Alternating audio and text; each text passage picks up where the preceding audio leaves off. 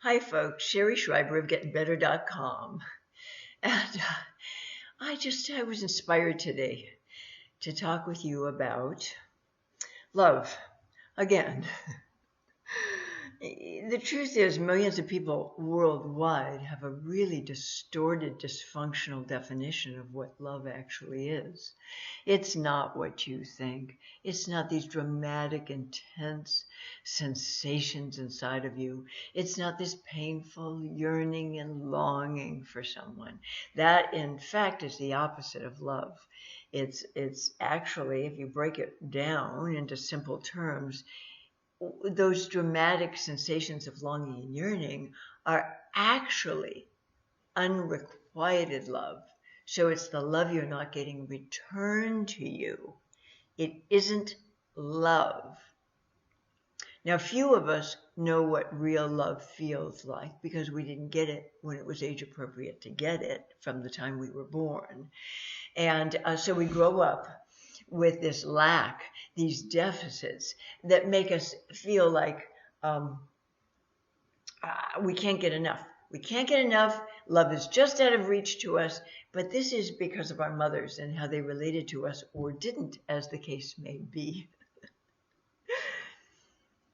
So if you grow up with not enough love, attention, affection, adoration, adoring looks from your mommy's eyes into yours when you're an infant, you don't feel like she's returning your love that you have for her, that you actually formed in utero. I mean, before you were even born, you were in love with this woman. You've heard me talk about this in other videos, and you've seen me write about this on my website, perhaps. But we're already in love with that woman. We've spent 9 months inside of her body cooking and falling in love with her as we're developing as a fetus and listening to her heartbeat and hearing her breathing, and these rhythmic sounds lull us to sleep a lot of the time.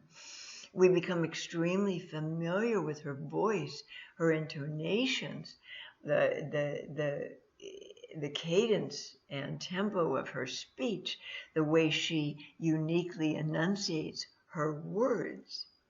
These become all very, very familiar to us. We're hearing her for 9 months in the womb. Add to this, we absorb her emotional state. So whatever she's feeling, whether it's sadness or grief or fear or discontent, we feel it too. Whatever she feels emotionally is transmitted to us in utero. So while we're having this in utero experience, she's pregnant with us. We really don't sense any separation between her and us. As far as we're concerned, as a developing fetus, she is us and we are her. We are one with her. And as you've heard me say this before, when you meet a borderline disordered partner and they seem to have so much in common with you, you feel a sense of oneness with them. And it's part of why it's so painful when that relationship ends or they drop you on your head and you are suddenly without them. So this distorted definition of love, this painful longing and yearning that so many people worldwide interpret as the real thing. It's not love at all. It's merely painful longing and yearning to have our affection, our adoration returned to us.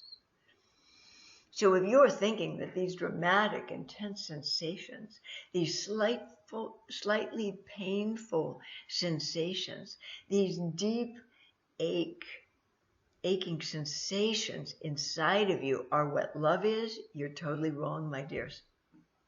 Has nothing to do with love. Love, real love, is never painful. It isn't. It's constant.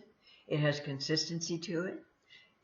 We feel safe in it. We feel nourished by it consistently. It doesn't invoke these sensations of painful longing and yearning because the one who loves us back, the one who's actually engaged in the love with us, it doesn't trigger those sensations for us. when somebody's present and available to us, we don't feel that painful longing and yearning, do we? Because they're there. There's an old saying, you know, how can I miss you if you never leave? So a lot of people equate love with painful longing and yearning.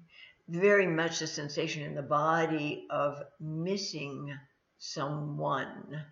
Well, if you're in a relationship with somebody and you're not getting enough time, attention, affection, adoration from them, and they trigger these painful sensations of longing and yearning for you, it ain't love, my dears. It's just not.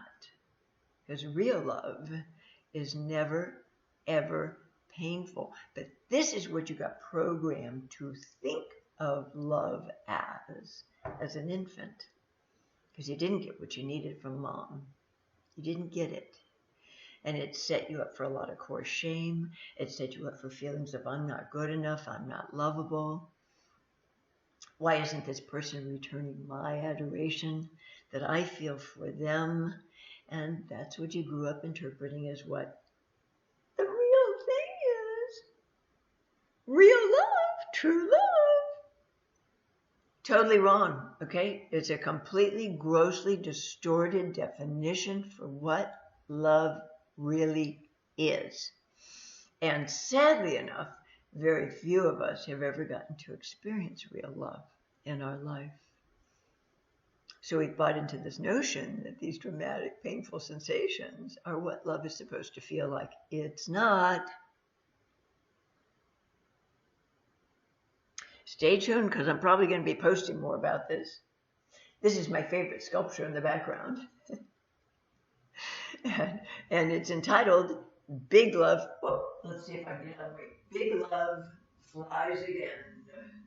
And it's a three-dimensional sculpture. It's hanging above my fireplace. It's tricky to suspend it, but I managed it with the help of a couple of other people. Okay, take good care. Really look at this. Love doesn't equal pain. Pain doesn't equal love. If you're experiencing pain in a relationship, this painful longing and yearning, this I can't get enough stuff, it ain't love, dears. Okay? That's not what love feels like. Not at all.